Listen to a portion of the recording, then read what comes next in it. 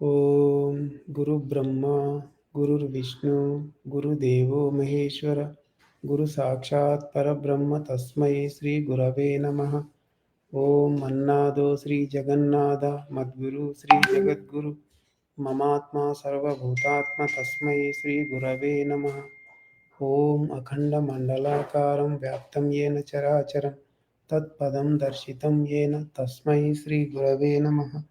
శ్రీమత ఏకైక గురువు ఆధ్యాత్మిక సామ్రాజ్య చక్రవర్తి శతాధిక గ్రంథకర్త హిందూ జ్ఞానధర్మ ప్రదాత సంచలనాత్మక రచయిత త్రైత సిద్ధాంత ఆదికర్త శ్రీ శ్రీ శ్రీ ఆచార్య ప్రబోధానంద యోగీశ్వర్ల వారిచే రచించబడిన ప్రథమ దైవ గ్రంథము త్రైత సిద్ధాంత భగవద్గీత.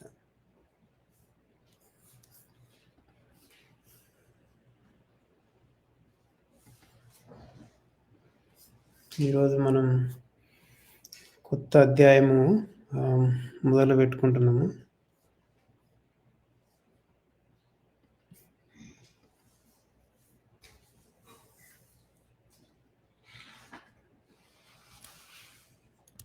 అది ఆత్మ సంయమ యోగం అనే అధ్యాయము.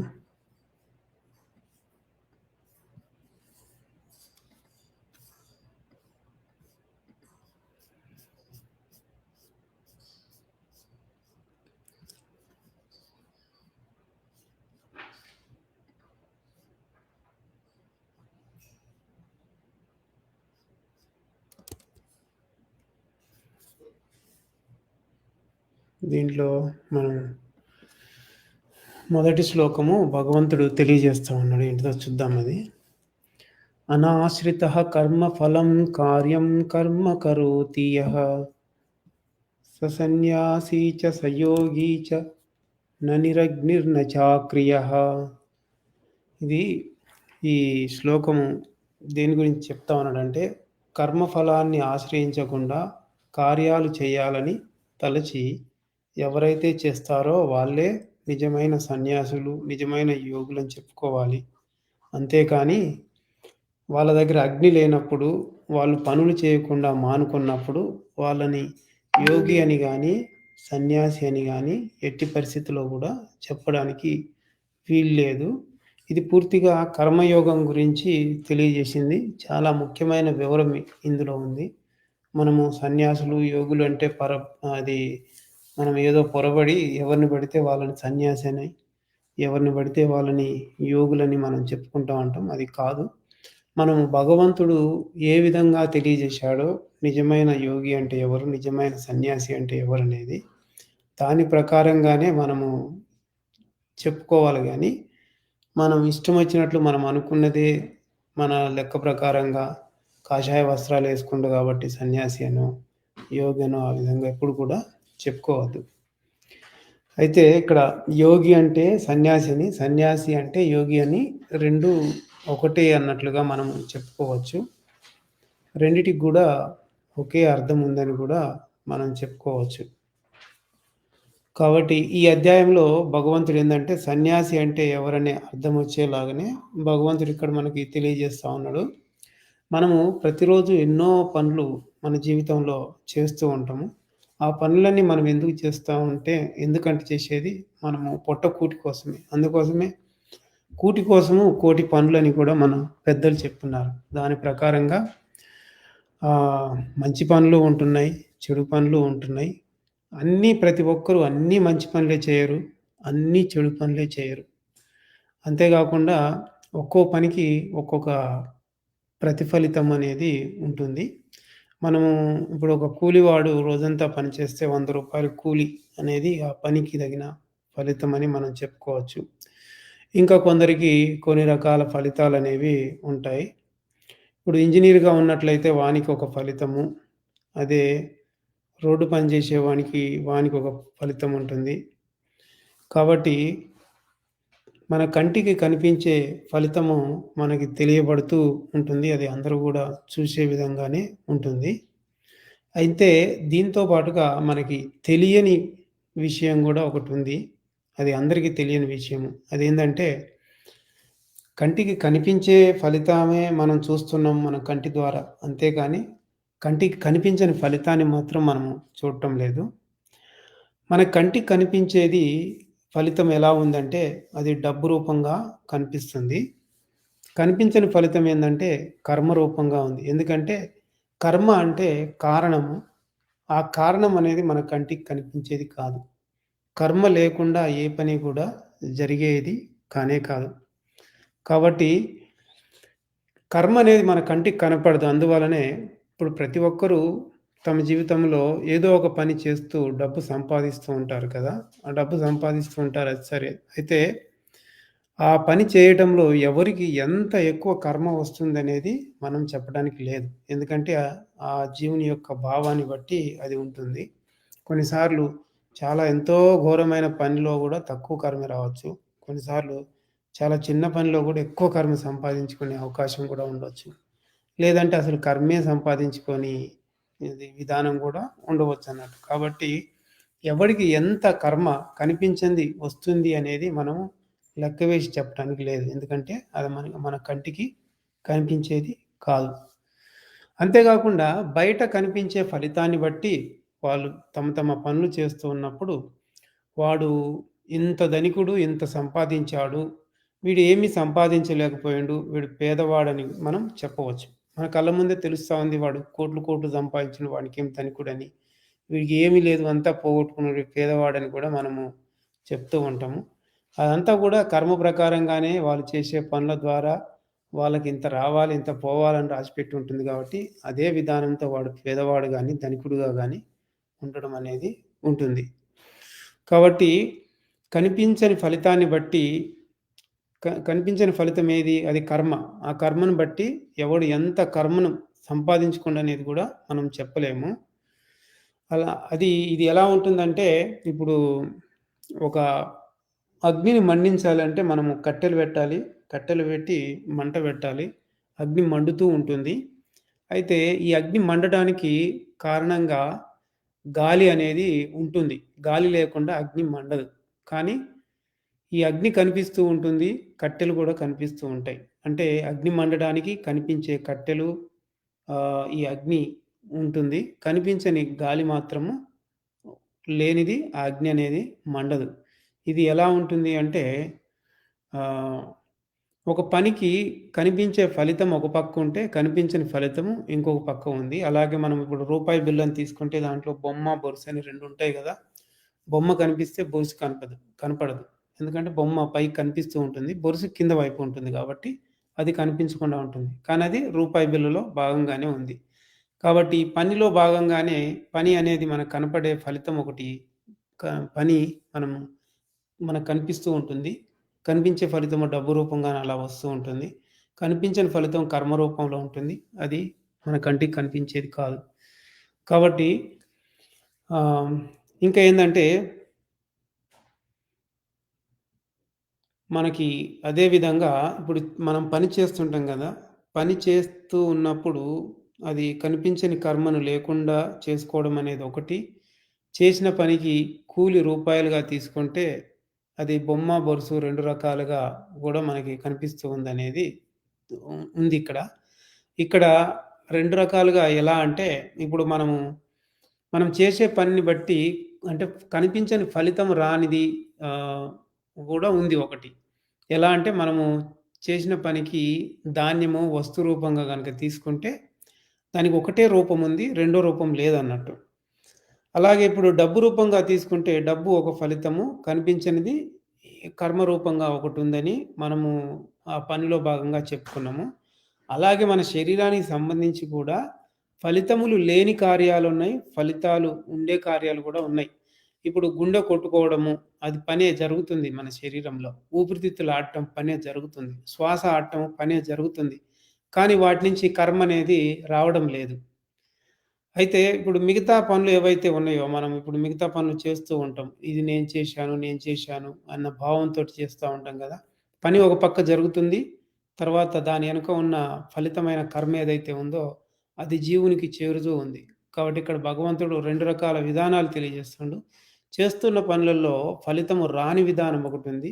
జరుగుతున్న పనులలో కర్మ వచ్చే విధానం గూడా ఒకటుంది. ఆ విధంగా 2 రకాలున్నాయని ఇక్కడ భగవంతుడు మనకి తెలియజేస్తున్నాడు. అయితే ఈ కర్మ అనేది వస్తుంది గదా! పని జరిగేటప్పుడు. అది ఎలా వస్తుంది అనేది తెలుసుకోవాలి. ఎలా ఎలా మనకి ఆ కర్మ అంటుకుంటుందనేది మనం తెలుసుకోవాలి. ఇప్పుడు ఒక బురద ఉంది. బురదలో మనం దిగినప్పుడు కాళ్ళకి మట్టి అంటుకుంటుందని మనకు తెలుస్తుంది. ఇది అది ముందు తెలియాలి. తెలిసినప్పుడు బురద అంటుకోకుండా ఉండాలంటే కాళ్ళకేం తొడుక్కొని బురదలో దిగాలి అనేది తర్వాత తెలుసుకోవాలన్నాడు. ఆ తర్వాత ఆ విధంగా బురదలో దిగినప్పుడు కాళ్ళకు తొడుగులేసుకొని కాళ్ళకి ఏ మట్టి అంటకుండా మనం బయటపడగలమన్నట్టు. అలాగే ముందు మనము ఏ విధానం వల్ల మనకి కర్మ అంటుతుంది అనేది మనం తెలుసుకోవాలి. దీన్నంతటిని తెలుసుకోవాలంటే ఎన్నెన్నో దేశాలు, తీర్థయాత్రలు, ఇంకా ఎక్కడెక్కడికో పోయి ఏదో చేయాల్సిన అవసరం లేదు. మన దేహములోనే అంతా ఉంది కాబట్టి, మన దేహం లోపలికి పోయి చూసుకొని, ఏ విధంగా అయితే కర్మ అంటదో అనే విధానాన్ని కూడా మనము శరీరం లోపలనే చేయాల్సి ఉంటుంది. కాబట్టి ఒక పని జరగటానికి ఏంది కారణము అంటే, కారణమే కర్మ. కాస్ అని అంటారు దాన్నే. కర్మ అనేది కారణం. ఏ కారణం లేకుండా ఏ చిన్న పని కూడా ఏది జరగదు. కాబట్టి మన గత జన్మలో ఏదైతే సంపాదించుకున్నామో దాన్నంతటిని కూడా సంచిత కర్మ అని చెప్తాము. ఆ సంచిత కర్మ అనేది మనము పుట్టినప్పుడు ఆ సంచిత కర్మలోంచి కొంత భాగాన్ని బయటకు తీసి ఇది ప్రారబ్ధ కర్మ. దీన్ని ప్రారబ్ధ కర్మ అంటారు. ఈ ప్రారబ్ధము అంటే ప్రారబ్ధము అంటే మొదలైనటువంటిది, మొదలు పెట్టబడినటువంటిది. అంటే పుట్టగానే వీనికి కర్మ మొదలు పెట్టడం జరిగింది. అది ఎంతవరకు ఉంటుందంటే మరణించేంత వరకు ఆ కర్మలో ఏమేమైతే రాసిపెట్టబడి ఉందో దాని ప్రకారంగానే జీవితమంతా గూడా జరుగుతూ ఉంటుంది. మధ్యలో దేవుడు కల్పించుకొని, వీడు చాలా మంచోడు, మంచి దారిలో ఉన్నాడు. వీనికి మనం కర్మ తగ్గిద్దాములే అని మన కోసం ఏమీ దేవుడు కలుగజేసుకోడు. ఎందుకంటే మనము చేసినటువంటి తప్పొప్పులకు ఫలితంగా వాటిని సంచిత కర్మగా చేసినప్పుడే రాసిపెట్టబడి ఉంటే, మరణించిన తర్వాత కొత్త జన్మకు పోయేటప్పుడు ఆ సంచిత కర్మలోంచి కొంత కర్మను ప్రారబ్ధముగా కేటాయించి, ఆ ప్రారబ్ధం ప్రకారంగా జీవితమంతా జరిగేటువంటి విధానాన్ని దేవుడే ఏర్పాటు చేసి పెట్టాడు. ఆ విధంగా జరుగుతుంది. కాబట్టి ఈ ప్రారబ్ధం ప్రకారంగా పనులు జరుగుతాయి కాబట్టి, పనులు ఎలా జరుగుతాయి అనే దానికి మనము ఒక విధానము మన శరీరంలో జరుగుతూ ఉంటుంది. అది ఆ యంత్రాంగము ఏ విధంగా జరుగుతుందనేది గనుక చూసినట్లయితే, ప్రారబ్ధ కర్మ మొట్టమొదట ఏం చేస్తుంది అంటే, అది అమల్లోకి రావడం మొదలవుతుంది. ప్రారబ్ధ కర్మ అమల్లోకి వచ్చినప్పుడు, ఫలానా కర్మ జరగాల్సి ఉంటుందనేది మనసుకు జ్ఞప్తికి వస్తుంది. అయితే ఆ విషయాన్ని చేస్తుందంటే బుద్ధి గ్రహిస్తుంది. బుద్ధికి తెలిసిపోతుంది. బుద్ధికి తెలిసిపోయినప్పుడు ఏం చేస్తుందంటే బుద్ధిని గుణానుసారి అంటారు. బుద్ధి ఎప్పుడు గూడా గుణములను అనుసరించి అది ఆలోచనలు చేస్తుంది. మనసు ఎప్పుడూ ఆలోచనలు చేయదు. మనస్సు విషయాలను మోసుకొచ్చి బుద్ధికి అందజేయడమే మనస్సు యొక్క పని. విషయాలను తన జ్ఞప్తిలో ఉంచుకోవడమే మనస్సు యొక్క పని. బుద్ధి మాత్రము ఏ విషయాలను జ్ఞప్తిలో ఉంచుకోదు. కానీ బుద్ధికి ఆలోచనా శక్తి అనేది ఉంది. మనసు ద్వారా గ్రహించిన విషయాలను బుద్ధి ఆలోచనలు చేస్తూ ఉంటుంది. అది ఏ విధంగా చేస్తుంది అంటే గుణాలతో ఆలోచనలు చేయడం మొదలుపెడుతుంది. కాబట్టి ఈ గుణాలు గూడా 2 రకాలున్నాయని మనకు తెలుసు. అది మంచి గుణాలు, చెడు గుణాలనే 2. వాటినే మిత్రషడ్ వర్గాలు, అరిషడ్ వర్గాలని కూడా మనం చెప్పుకున్నాము. కాబట్టి బుద్ధి యొక్క యోచనలు కూడా 2 రకాలుగా ఉంటాయి.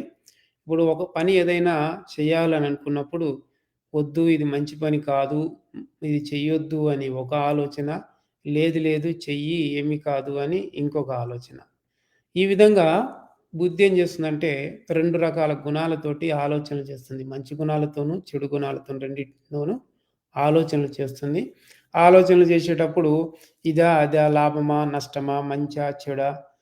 నీతా? న్యాయమా? ఇంకా ఎన్నెన్నో విధాలుగా పరిపరి విధాలుగా ఆలోచనలు చేస్తూ పోతూ ఉంటుంది. ఆ విధంగా చేయటమే బుద్ధి యొక్క కర్తవ్యం అయితే, ఆ బుద్ధితో పాటుగా చిత్తం అనేది పక్కనే ఉంటుంది. బుద్ధి చేసే ఆలోచనలను గమనిస్తూ చిత్తం ఏం చేస్తుందంటే, కర్మలో వీడు ఏది చేయడానికి నిర్ణయించబడింది ప్రారబ్ధ కర్మలో అనేదాన్ని చిత్తం తెలుసుకుంటుంది. తెలుసుకొని ఎప్పుడైతే నిర్ణయం తీసుకుంటుందో, ఎప్పుడైతే బుద్ధి అటువంటి ఆలోచన చేస్తుందో, ఆ ఆలోచన చేయగానే వెంటనే చిత్తము ఆ ఆలోచనను తీసేసుకుంటుంది. చిత్తం చిత్తగించింది అని అంటాం కదా! ఆ నిర్ణయం తీసుకొని అదేం చేస్తుందంటే వెంటనే దానితో దాని దగ్గరున్నటువంటి మనస్సుకి ఈ నిర్ణయాన్ని అందిస్తుంది. ఆ మనస్సు ఏం చేస్తుందంటే, మనస్సు శరీరంలోని 5 జ్ఞానేంద్రియాలతోనూ, 5 కర్మేంద్రియాలతో అనుసంధానమై ఉంది. అది ఒక వంతెనలాగా పనిచేస్తుంది వాటికి. వెంటనే మనస్సు ఈ కర్మేంద్రియాలతో పనులు చేపిస్తుంది. జ్ఞానేంద్రియాలతో విషయాలను గ్రహిస్తుంది. అప్పుడు మనసు ఏం చేస్తుందంటే, కర్మేంద్రియాలకి సమాచారం ఇచ్చి, ఈ పని మొదలుపెట్టుమని పురమాయిస్తుంది.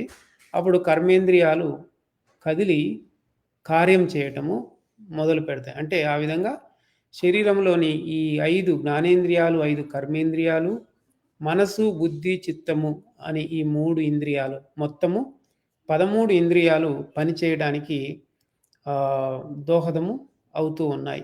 అయితే ఈ మొత్తం వ్యవహారంలో మరి ఎక్కడైనా గానీ జీవుడు ఉన్నాడా? మరి జీవుడు ఏమన్నా చేస్తున్నాడా అంటే ఏమీ చేయడం లేదు. జీవుడు వాడు చిన్న చుక్క మాదిరి లోపల గుణాల్లో తగులుకొని ఉన్నాడు వాడంతే. వాడు ఏం చేయడం లేదు.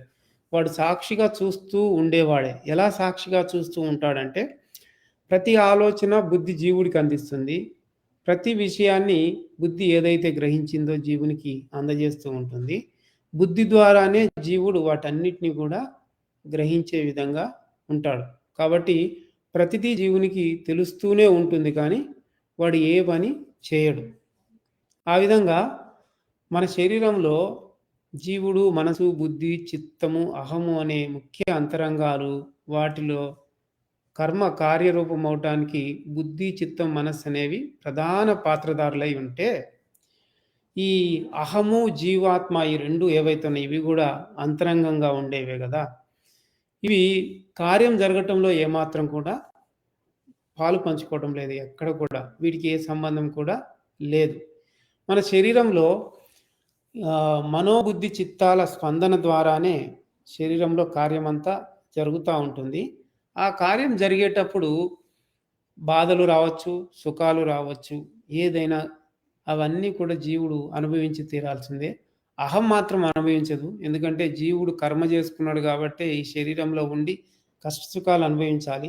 అహానికి ఏమాత్రం సంబంధం లేదు. అనుభవించేవాడు జీవుడు మాత్రమే. ఎందుకు జీవుడు శరీరంలో ఉన్నాడంటే వాడు కష్ట సుఖాలు అనుభవించడానికి మాత్రమే శరీరంలో జీవుడు ఉన్నాడని మనం తెలుసుకోవాలి. ఇప్పుడు ఎప్పుడైనా కానీ మనము ఒక లడ్డు తినాలి అని జ్ఞప్తికి వచ్చింది అనుకుందాం. మొదట మనసుకు ఆ జ్ఞప్తికి వస్తుంది కదా, లడ్డు తిందాము అనేది.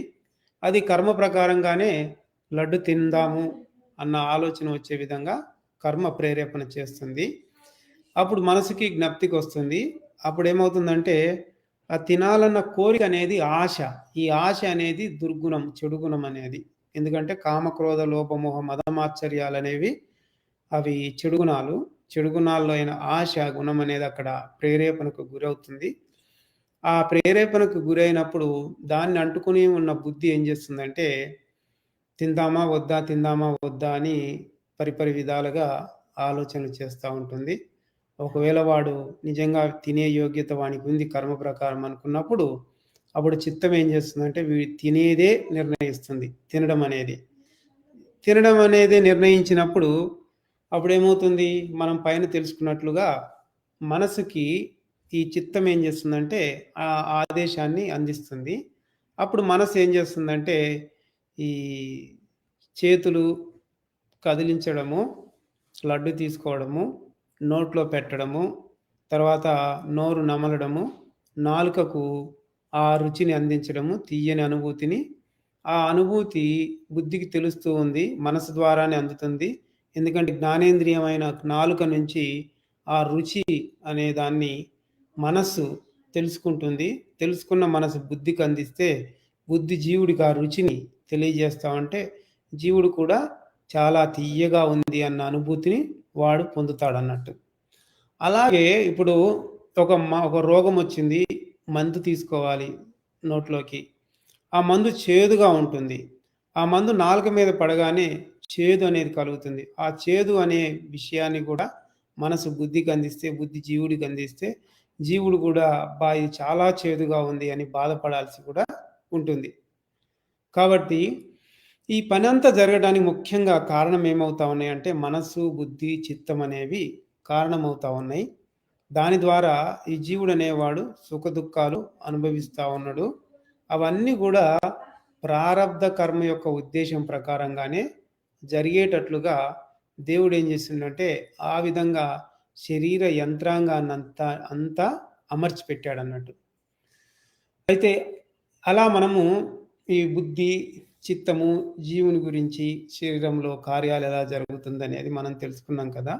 ఈ అహంకారం ఏదైతే ఉందో, దాని పాత్ర ఏందో మనం గనక చూసినట్లయితే, ఈ శరీరంలో ముఖ్యంగా కార్యం జరగడానికి మనస్సు, బుద్ధి, చిత్తము పనిచేస్తూ ఉన్నాయి. జీవుడేమో అనుభవిస్తా ఉంటే, ఈ అహంకారం అనేది ఏదైతే ఉందో, ఆ లోపలున్న అంతరింద్రియం అని చెప్పాలి దాన్ని. అది ఇప్పుడు దుర్యోధనుడిని శకుని ఊరికే పొడుస్తూ "నువ్వు ఇలా చేశావు, అలా చేశావు, నువ్వు ఇట్లా చేయాల్సింది కాదు, అట్లా చేయాల్సిందని కాదని" దుర్యోధన్ని ఏ విధంగా అయితే శకుని పొడుస్తూ ఉంటాడో, అలాగే మన శరీరంలో ఉన్నటువంటి ఈ అహం అనేది ఏం చేస్తుందంటే, జీవుని పక్కనే ఉండి, "ఈ పనంతా నువ్వే చేశావు. నీ వలన ఇదంతా జరిగింది. అయ్యో! నువ్వు ఇట్లా చేయాల్సింది కాదు. ఇంకొక విధంగా చేస్తే ఎంత బాగుండేదో. అయినా నువ్వెందుకు ఇంత చండాలంగా చేశావని" లేదంటే "అబ్బా! నువ్వు చాలా గొప్పోడివి. నీ అంత గొప్పోడు ఈ ప్రపంచంలో లేడు. నువ్వు అసలు ఎంత పుణ్యం సంపాదించుకున్నావో. అసలు ఇంకా బాగా పనిచేశావు నువ్వు" అని అది చెప్తూ ఉంటుంది. ఈ జీవుడనేవాడు వాడేం చేస్తుంటాడంటే నిజమే, నిజమే అని వాడు ఆ అహం యొక్క మాట విని దాని దాని భావంలో చిక్కుకొని పోయి వాడేం చేస్తుండంటే ఈ నేను అన్న అహంకారాన్ని పొందడం వల్ల అహంభావాన్ని వాడు ఆగామి కర్మను సంపాదించుకుంటున్నాడు. ఆ ఆగామి కర్మ అనేది మళ్ళా ఏమవుతుందంటే జీవుని యొక్క కర్మ చక్రంలో చేరిపోతుంది. ఏ కర్మ అయితే మనం సంపాదించుకుంటూ ఉన్నామో ఆ కర్మంతా కూడా ఆగామి కర్మంతా కూడా జీవుని యొక్క కర్మ చక్రంలో చేరిపోతుంది కాబట్టి అది తప్పకుండా మనము అనుభవించి తీరాల్సిందే. కాబట్టి ఆ విధంగా కొత్త ఆగామి కర్మని జీవుడు పొందుతున్నాడు. పాత ప్రారబ్ధ కర్మను అనుభవిస్తూ ఉన్నాడు. అంటే పాత కర్మను ఒక పక్క అనుభవిస్తూ మళ్ళా కొత్త కర్మను సంపాదించుకుంటూ ఉన్నాడు. ఇది ఎడతెరిపి లేకుండా ఈ ఒక చక్రంలాగా ప్రారబ్ధ కర్మను అనుభవించడం, ఆగామిని సంపాదించడం. మళ్ళా ప్రారబ్ధ కర్మను అనుభవించడం, ఆగామిని సంపాదించుకోవడం. ఇలా ఎంతవరకైతే కర్మ ఉంటుందో అంతవరకు కర్మను అనుభవిస్తూ, మళ్ళా కర్మను సంపాదించుకుంటూ, ఈ జననము, మరణం, ఈ జననము, మరణం అని ఈ చక్రంలోనే జీవుడు ఇరుక్కుపోయి ఉన్నాడు. ఇది సర్వ జగత్తులో, ఈ జగత్తంతటిలో ప్రతి జీవరాశిలో ఆ విధంగా జరుగుతూ ఉంది. అంటే ఎందుకు జరుగుతూ ఉంది అంటే, వానికి జ్ఞానం దృష్టి అనేది లేదు. వానికి అంతర్ముఖ జ్ఞానం అనేది తెలియకపోవడము, బయట పనుల మీదనే వాని దృష్టంతా నిలిచిపోవడం వలన ఆ విధంగా ఉండడం వల్ల వాని కర్మ తగ్గడం లేదు. కర్మను పెంచుకుంటూ పోతూనే ఉన్నాడు. అందువలన వాడికి జన్మలు తప్పడం లేదు. అయితే ఇదంతా మనము ఏమనుకున్నామంటే, ముందైతే కర్మ ఎలా వస్తుందో తెలుసుకుంటేనే కదా కర్మ నుంచి తప్పించుకోవచ్చని ఒక మాట చెప్పుకున్నాం. ముందు బురద ఎలా అంటుకుంటుందో తెలిస్తేనే బురద రాకుండా ఉండటానికి కాళ్ళకు తొడుగులేసుకొని బురదలోకి పోతామని మనం చెప్పుకున్నట్లుగా, ఇప్పుడు ఇంతవరకు కర్మ ఏ విధంగా మనకు అంటుకుంటుంది అనేది మనం తెలుసుకున్నాం. ఏ విధంగా యంత్రాంగం ఉంది, పనులు ఎలా జరుగుతున్నాయి, జీవుడు దీంట్లో వాడి పాత్ర ఏంది, అహం పాత్ర ఏంది, ప్రధాన కారణాలు ఏవి కార్యం జరగడానికి మనసు, బుద్ధి, చిత్తం అని చెప్పుకున్నాం. ఇక కర్మ రాకుండా ఉండాలంటే ఏం చేయాలి అనేది మనము చూస్తే, ఇక్కడ మనకి ఈ శ్లోకంలో చెప్పుకున్నట్లే ప్రారబ్ధం ప్రకారం కార్యాలు ఎలా జరుగుతున్నాయో, మళ్ళా శరీరంలో ఉన్న మనోబుద్ధి చిత్త అహంకారాల యొక్క పనేందో, ఏమీ చేయని జీవుడు ఎందుకున్నాడో మనం తెలుసుకున్నాం. ఎందుకంటే వానికి ప్రారబ్ధ కర్మ అనేది ఉంది. కాబట్టి వాడు ఖచ్చితంగా కష్టసుఖాలు అనుభవించి తీరాల్సిందే. అందుకోసమే వానికి ఈ శరీరం అనేది ఉంది. శరీరం అనేది ఒక బంధనంగా ఉంది. ఎప్పుడైతే కర్మ అనేది లేదో వానికి శరీర బంధం అనేదే ఉండదు. ఈ అహంకారం ఏం చేస్తూ ఉందంటే వాన్ని నీవు నీవు అని పదే పదే బోధించడం ద్వారా జీవుణ్ణి వాడేందంటే ఆగామి కర్మను సంపాదించుకుంటూ ఉన్నాడు. అంటే వాడు అహం మాట వినటం వల్ల అదేమవుతుంది? వానికి కర్మ అనేది తగులుకుంటుంది. అంటే కర్మ సంపాదించుకోవడానికి ముఖ్యమైన కారణము అహమే. ఈ అహమే గనుక ఏమీ అనకపోతే వాడికి ఏ కర్మ లేదు. కానీ అహము కర్మను తగిలించడమే పనిగా పెట్టుకొని వాడిని తప్పుదారిలోకి పంపిస్తుంది. కాబట్టి కర్మ రావడం గానీ, కర్మ రాకుండా ఉండడం గానీ ఎవరి దగ్గరుందంటే అది కేవలము అహంకారం వద్దనే ఉంది. అహంకారం మాట గుడ్డిగా జీవుడు వింటున్నాడు కాబట్టి కర్మలంపటంలో ఇరుక్కుంటున్నాడు. దాని మాట గనుక వినకపోతే వానికి కర్మ అనేది రాదు. ఎప్పుడైతే అహంకారం బోధిస్తుందో నువ్వే చేశావని వీడు కూడా అవును నేనే చేశాను. నేను తప్పక ఎవడు చేసిండు? నా వెనక ఎవడు లేడుగా. నేనేగా ఉన్నది. నేనే చేశానని వీడు అంటున్నాడు. ఆ విధంగా వీడు అనుకుంటే వెంటనే దేవుడు ఏం చేస్తుండు? వీడి పేరు మీద జరిగిన పనికి వీడు నేనే అని నెత్తినేసుకున్నాడు. సరే వీడి పేరు మీదనే కర్మ రాసేద్దామని దేవుడు రాసేస్తున్నాడు. ఎందుకు? జీవునికి సత్యమేందో అసత్యమేందో తెలుసుకునే విచక్షణ దృష్టి వానికి లేదు. వాడు అజ్ఞానం అనే గుడ్డితనంలో ఉన్నాడు జీవుడు. కాబట్టి పక్కనున్న అహంకారం మీదనే ఆధారపడుతున్నాడు వాడు. వాడు ఏది చెప్తే అది అంటే అహంకారం ఏది చెప్తే అది వింటున్నాడు. ఈ అహం పని ఏందంటే ఉన్నది లేనట్లు, లేనిది ఉన్నట్లు చెప్తా ఉంటుంది. జీవునికి కూడా సంబంధం లేని విషయంలో సంబంధాలు ఏర్పరిచి పెడుతుంది కాబట్టి ఆ అహం మాట వీడు వింటున్నాడు కాబట్టి వీని యొక్క గుడ్డితనం వల్ల వాడు అహం చెప్పిన మాట విని అదే నిజం అనుకుంటున్నాడు. కానీ సత్యం అనేది వీడికి తెలియలేదు. ఇక మరి ఎవరు అహంకారం మీద ఆధారపడి ఉండరు అంటే ఎవరికైతే జ్ఞాన దృష్టి ఉంటుందో అట్టి వాళ్ళు అహంకారం యొక్క మాట వినరు. వాళ్ళకి పూర్తిగా ఏం తెలుస్తుందంటే కర్మ అంటే తెలుస్తుంది. అది ప్రేరేపిస్తే మనసు, బుద్ధి, చిత్తము ఇవన్నీ కూడా కార్యంలో పాలు పంచుకుంటాయి. పని కూడా జరుగుతూ ఉందని అంతేకాకుండా ఆ పనిలో భాగంగానే జీవుడు అనుభవించడం తప్ప ఇంకే సంబంధము లేదని జ్ఞాన దృష్టితో వాళ్ళు తెలుసుకుంటారు. తెలుసుకున్న తర్వాత అహం ఏం చెప్పినా గానీ ఇది అహం నాకెప్పుడు తప్పు చెప్తుంది. నేను అసలు పని చేయలేదు. ఇది ఎందుకు నాకు ఇలా చేస్తుందని ఆ మాటను కూడా నెట్టేస్తాడన్నట్టు. దూరంగా నెట్టేస్తాడు. అంటే జ్ఞాన దృష్టి గల జీవుడు అహం చెప్పిన మాట వినకుండా దాన్ని తోసివేస్తాడన్నట్టు బయటికి. మనం ఇప్పుడు అగ్ని అనేది మండుతా ఉంటే దానికి ఏముంటుంది అంటే ఆక్సిజన్ తప్పనిసరిగా ఉండాలి. ఆక్సిజన్ ఉంటేనే అగ్ని అనేది మండుతూ ఉంటుంది. మనం బొగ్గు పులుసు వాయువుని గనక ఆ మంట మీదకి పంపిస్తే అది టప్పున ఆరిపోతుంది. అంటే ఆక్సిజన్ ఉంటే మంట మండుతుంది. ఆక్సిజన్ ఉంటే మంట మండుతుంది అంటే అక్కడ అహము పని చేయటం లేదు కాబట్టి జ్ఞానాగ్ని అనే మంట మన తలలో వెలుగుతుంది అనుకోవాలి. అదే కార్బన్ డయాక్సైడ్ ఉంటే మంట ఆరిపోయినట్లు ఎప్పుడైతే అహంకారం పనిచేస్తూ ఉందో అప్పుడు మన తలలో జ్ఞానాగ్ని కూడా టప్పున ఆరిపోతుంది. లేదు అక్కడ.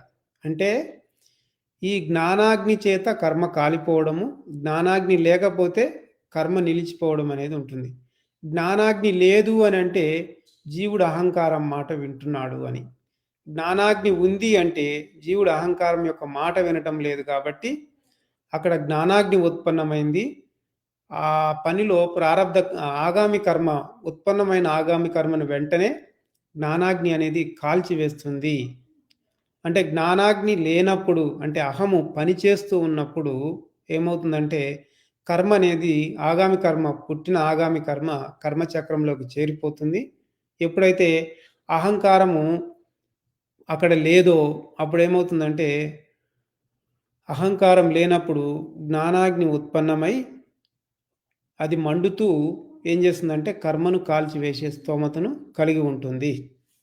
కాబట్టి ఆగామి కర్మ దహనమగుటకు మరియు ఆగామి కర్మ కాకుండా ఉండటానికి అహంకారం పనిచేయటము, అహంకారం పని చేయకపోవడమని 2 విధానాల మీద ఆధారపడి ఉంది అనేది మనకు స్పష్టంగా తెలుస్తుంది. జ్ఞానదృష్టి గల జీవుడు అహంకారం మాట వినడు. కాబట్టి అక్కడ జ్ఞానాగ్ని ఉత్పన్నమైంది. కర్మ కాల్చివేసింది. జ్ఞానదృష్టి లేని జీవుడున్నాడు. వాడు అహంకారం మాట వింటున్నాడు. అంటే ఆ బొగ్గు పులుసు వాయువు ఏం చేస్తుంది? జ్ఞానాగ్నిని లేకుండా చేస్తుంది. కాబట్టి ఆగామి కర్మ ఉత్పన్నమవుతుంది. అది జీవుని యొక్క కర్మ చక్రంలోకి చేరిపోతుంది. అయితే మరి ఈ అహంకారం అనేది జ్ఞానదృష్టి కలిగిన వానికి అహంకారం ఎప్పటికీ లేకుండా పోతుందా? అనే ప్రశ్న కూడా రావచ్చు. అయితే ఎప్పటికీ లేకుండా పోతుందా అంటే పోదు. ఎందుకంటే అహంకారం యొక్క పని ఎప్పుడు కూడా జీవుణ్ణి తప్పుదారి పట్టించడమే. ఒక్కసారి అహంకారాన్ని అణిచివేసినంత మాత్రాన ఎప్పటికీ అహంకారం అణిగిపోదు. దాని పని ఎప్పుడు జీవుణ్ణి తప్పుదారి పట్టించడమే కాబట్టి అది మాటి మాటికి తన పని చేస్తూనే ఉంటుంది. అయితే జ్ఞానం కలిగిన జీవుడు కూడా ఏం చేస్తాడంటే మాటి మాటికి అహంకారం యొక్క మాటను పెడచెవిన పెడుతూ ఉంటాడు. దాన్ని తోసిపుచ్చుతూనే ఉండాలి. ఎందుకంటే మనం స్పష్టంగా తెలుసుకున్నాం. అహం మాట విన్నప్పుడు జ్ఞానాగ్ని లేదు. అహం మాట విననప్పుడే జ్ఞానాగ్ని ఉంది. అహం మాట విననప్పుడు జ్ఞానాగ్ని ఉత్పన్నమైంది. ఆగామి కర్మను లేకుండా చేసింది. అహం మాటని ఎప్పుడైతే వింటాడో అప్పుడు జ్ఞానాగ్ని అనేది లేకుండా పోయింది. ఆగామి కర్మ ఉంది. వస్తుంది, కొత్తగా ఆగామి కర్మ వస్తుంది. కాబట్టి అహంకారాన్ని బట్టే జ్ఞానాగ్ని కానీ, జ్ఞానాగ్ని లేకుండా ఉండడం కానీ జరుగుతూ ఉంటుంది. అంటే జ్ఞానాగ్ని లేనప్పుడు కర్మ ఉంది. జ్ఞానాగ్ని ఉన్నప్పుడు ఆగామి కర్మ లేదు అనేది మనం స్పష్టంగా తెలుసుకోవాలి. కాబట్టి ఈ జ్ఞానాగ్ని అనేది ఎప్పుడైతే లేకుండా పోతుందో అందులో మన ఆగామి కర్మ కూడా పెరుగుతూ పోతూ ఉంటుంది. ఎన్ని పనులలో ఆగామి కర్మ అంటే జ్ఞానాగ్ని లేకుండా ఉంటుంది. అన్ని పనులలో అంత ఆగామి కర్మ వస్తూ ఉంటుంది. అది పెరుగుతూ పోతూ ఉంటుంది. కాబట్టి జ్ఞానం ఎవరికైతే ఉంటుందో వాళ్ళు శరీర యంత్రాంగం అంతా తెలిసిన వాళ్ళై ఉంటారు. కాబట్టి పని చేసేటప్పుడు ప్రారబ్ధ కర్మ ప్రకారమే ఈ పని జరుగుతూ ఉందని తెలుస్తూ ఉంటుంది వానికి. ప్రారబ్ధ కర్మ ప్రకారంగానే ఈ పనికి ఫలితం వస్తుందని కూడా తెలిసి ఉంటుంది. ఆ విధంగానే పని చేయడం అనేది ఉంటుంది. వాళ్ళు ఫలితం మీద ఏమాత్రం కోరిక ఉండదు. అంటే ప్రతి పనికి సూక్ష్మంగా ఒక ఫలితం ఉంటుందని చెప్పుకున్నాం గదా! దాని మీద ఏమాత్రం కోరిక ఉండదు. అది కావాలా అనే కోరిక వాళ్ళకి ఉండదు. అంతేకాకుండా ప్రారబ్ధం ప్రకారమే ఈ కార్యం ముందే నిర్ణయించబడిందని, తన ఇష్టము, అయిష్టాల మీద ఏమాత్రము ఫలితము ఉండదని తెలిసి పనులు చేస్తూ ఉంటారు.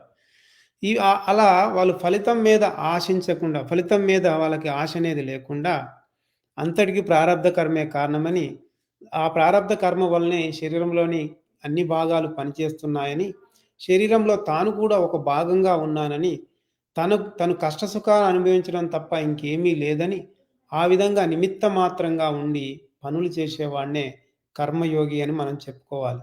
అట్టి కర్మయోగికి ఏమవుతుందంటే తలలో జ్ఞానాగ్ని ఉత్పన్నమై, ఆ జ్ఞానాగ్ని రాబోయే కర్మలు, వాటిని ఆగామి కర్మలు అంటారు. వాటిని కాల్చి బూడిద చేస్తుంది. అందుకే మనము చెప్పుకునేటప్పుడు కూడా సన్యాసి అంటే సన్యాసి దగ్గర ఏముంది బూడిద తప్ప అని మనం మాట వరుసకు కూడా అంటూ ఉంటాం. సన్యాసి అంటే కర్మయోగి అని అనుకోవాలి. బూడిద అంటే కర్మ కాలిందని ఎవరూ అనుకోవడం లేదు. అంటే బయట ఏ సన్యాసి బూడిద వాడి పక్కన పెట్టుకొని తిరగడు గానీ, వాడి దగ్గర బూడిద లేకున్నా గానీ, వాడి దగ్గర బూడిద తప్ప ఏముంది అని విచిత్రంగా మాట్లాడుతూ ఉంటారు. అంటే వాళ్ళకి పూర్తిగా విధానం అనేది తెలియలేదని మనం చెప్పుకోవాలి. ఇక తర్వాత ఇంకా ఒక ఆహ్, ఇంకా ఒక విచిత్రమైన మాట ఏందంటే, అగ్ని లేనివాడు అని ఇక్కడ శ్లోకంలో భగవంతుడు తెలియజేసిండు. చాలామంది దీన్ని ఎంత విచిత్రంగా అర్థం చేసుకున్నారంటే, ఈ అగ్ని లేనివాడు అనంటే వాడు యజ్ఞం చేయాలని, యజ్ఞంలో అగ్ని వెలిగించాలని, ఆ విధంగా చేస్తేనే వాడు నిజమైన సన్యాసి, నిజమైన యోగి అనే మాటలు చెప్పుకుంటా ఉన్నారు. కానీ అది చాలా విచిత్రమైంది. భగవంతుడు ఆ విధంగా చెప్పలేదు. భగవంతుడు ఏం చెప్పిండంటే కర్మఫలం మీద ఆశ లేకుండా పనులు చేసేవాడే నిజమైన సన్యాసి, నిజమైన యోగి అని ఈ శ్లోకంలో చాలా స్పష్టంగా చెప్పిండు. కానీ వీళ్ళు తప్పుగా అర్థం చేసుకొని బయట యజ్ఞయాగాదులు చేసేవాడినే సన్యాసి అని అన్నారు. శ్రీకృష్ణుడు నిజమైన యోగీశ్వరుడు. ఆయన ఏ యజ్ఞము చేయలేదు. ఆయన ఉదాహరణగా చూసుకొనైనా గాని మాట్లాడాల్సింది. కానీ వాళ్ళు తప్పుగా అర్థం చేసుకున్నారు. ఇంకేమన్నాడంటే, అన్ని పనులు ప్రారబ్ధం ప్రకారమే జరుగుతుంటాయి. ప్రారబ్ధమే అన్ని పనులకు కారణము. ఫలితం కూడా దాంట్లోనే నిర్ణయించబడి ఉంటుంది. ఎందుకంటే ప్రారబ్ధం ప్రకారం ఈ కార్యం జరుగుతుంది. ఈ కార్యానికి తగిన ఫలితము ఇలా ఉంటుందనేది కూడా ప్రారబ్ధంలోనే నిర్ణయించబడి ఉంటుంది. అయితే వాళ్ళేం చేస్తున్నారంటే, ఈ అగ్ని అంటే యజ్ఞం చేసేవాడని చెప్పుకుంటున్నారు. ఇంకా ఏమంటున్నారంటే ఇంకా వాళ్ళు ఎలా ఉన్నారు అనంటే, పనులు మానుకున్నారు. అంటే వాళ్ళు పనులు చెయ్యొద్దు. యోగి అంటే ఏ పనులు చేయడు. వాడు ఏ పనులు చేయడు. అంటే వాడు పనులు చేస్తే కర్మ వస్తుంది.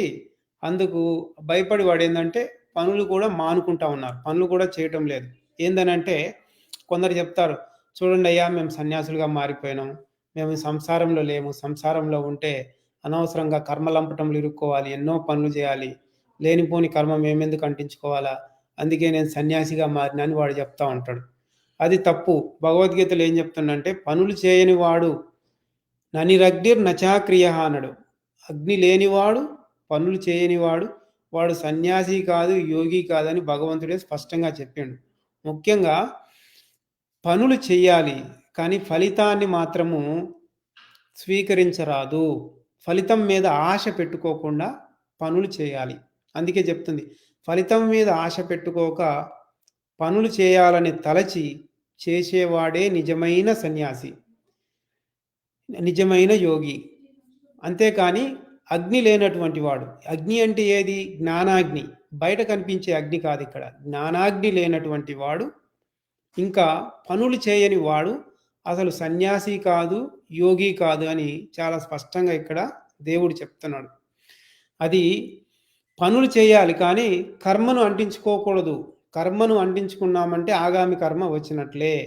అయితే పనులు మానుకుంటే కర్మ రాదు అనేది తప్పు. ఎందుకంటే నహి కచ్చిత్ క్షణమపి జాతు తిష్టత్య కర్మకృత్ కార్యతే యవశః కర్మ సర్వః ప్రకృతి జైర్గుణైః అని భగవంతుడు చెప్పినట్లు, ఏ ఒక్క క్షణము కానీ ఏ జీవుడు కానీ ఊరక ఉండలేడు.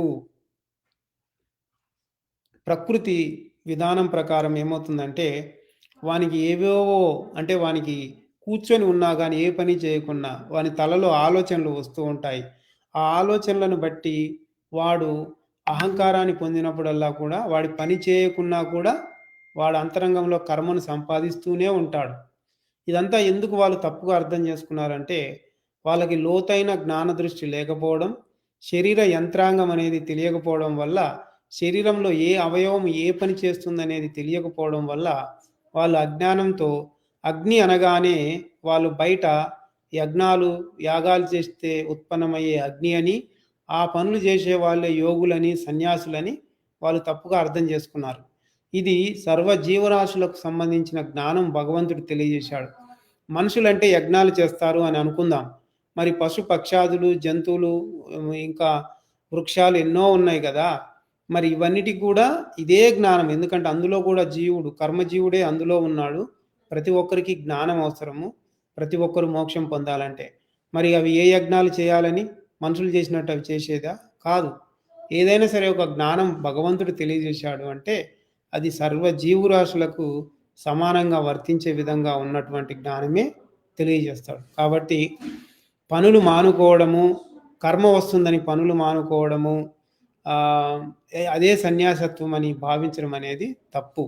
పనులు చేయాలి, ఫలితాన్ని పొందకుండా ఉండాలి. అహంకారం మాట వినకూడదు. కర్మయోగాన్ని పాటించినట్లయితే అప్పుడు ఏమవుతుందంటే తన తలలోనే జ్ఞానాగ్ని ఉత్పన్నమై ఆ జ్ఞానాగ్ని కర్మలను కూడా కాల్చివేయగలుగుతుంది.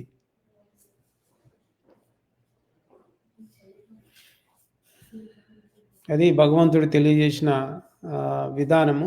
కర్మయోగం అంటే ఏమిటో పనులు చేయాలనే చెప్పాడు భగవంతుడు, చేయొద్దని ఎక్కడా చెప్పలేదు. పనులు చేసినా కర్మ సంపాదించుకోకుండా ఉండే విధానాన్ని అనుసరించాలి. అదే కర్మయోగము. ఇంకా దీంట్లో ఏమన్నా డౌట్ ఉందా?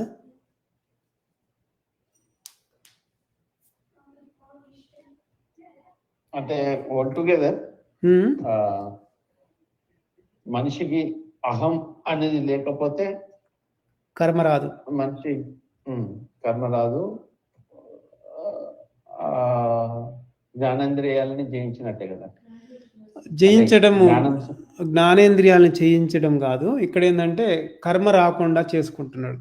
ఏ పనైనా సరే. ఇప్పుడు ఏ పనికి జీవుడు కర్త కాదు.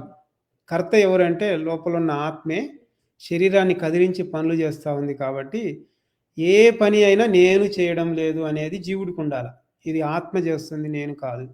ఈ శరీరం ద్వారా పనులు జరుగుతున్నాయి, నేను చేయటం లేదు. నేను ఈ నేను సంపాదించుకున్న కర్మ ప్రకారం పనులు జరుగుతున్నాయి, నేను కష్టమో సుఖమో అనుభవిస్తున్నా అన్న భావం రావాలి జీవుడికి ప్రతి పనిలో. ఏ పని చేస్తున్నా కానీ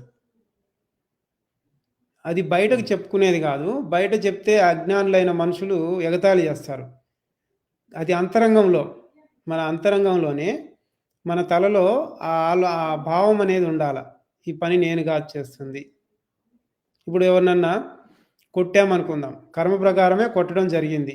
అది నేను కొట్టాను, అయ్యో వాడు బాధపడ్డాడే, నేను ఎందుకు కొట్టాను, నేను నేను అన్న భావం ఎప్పుడైతే వస్తుందో ఆ పనికి తగిన, ఇప్పుడు కొట్టడం అనేది పాపమే కదా, అవతల జీవుడిని బాధించడం అనేది పాపం వస్తుంది అక్కడ. ఆ పాపం వీడు అంటించుకుంటాడు అన్నట్టు, నేను అన్న భావం ఉండి కొట్టినప్పుడు. ఇది నేను కాదు చేస్తుంది, ఇది కర్మ ప్రకారం జరగాల్సిందే జరుగుతుంది. ఈ చేతులు ఆడాయి, వాడిని కొట్టాయి, ఈ ఆలోచన వచ్చింది, చేతులు ఆడాయి, కొట్టాయి, నేను కర్తను కాదు, నాకేం తెలియదు అని ఎప్పుడైతే వాడు మనసులో బలంగా ఉంటాడో గట్టిగా, అప్పుడు వాడు ఆ పని జరిగినా కూడా వానికి పాపం లేదు దాని నుంచి.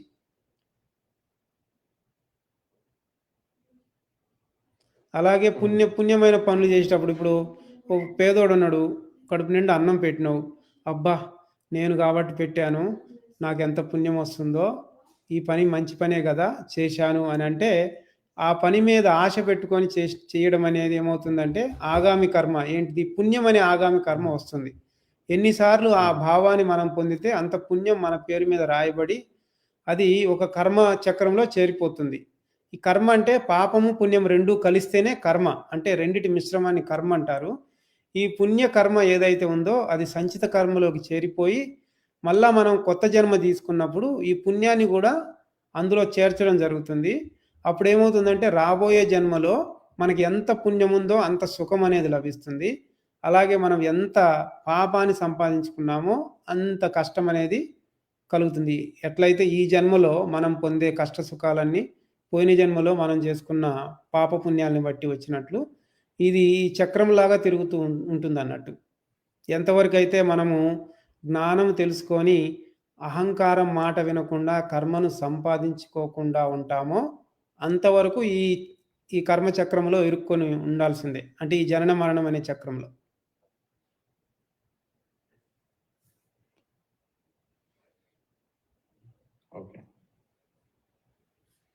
అందుకే స్పష్టంగా అసలు నిజమైన సన్యాసి అంటే ఏందో, నిజమైన యోగి అంటే ఏందో ఈ శ్లోకం ద్వారా చాలా గొప్ప వివరము మనకి దేవుడు అందించిండు అన్నట్టు.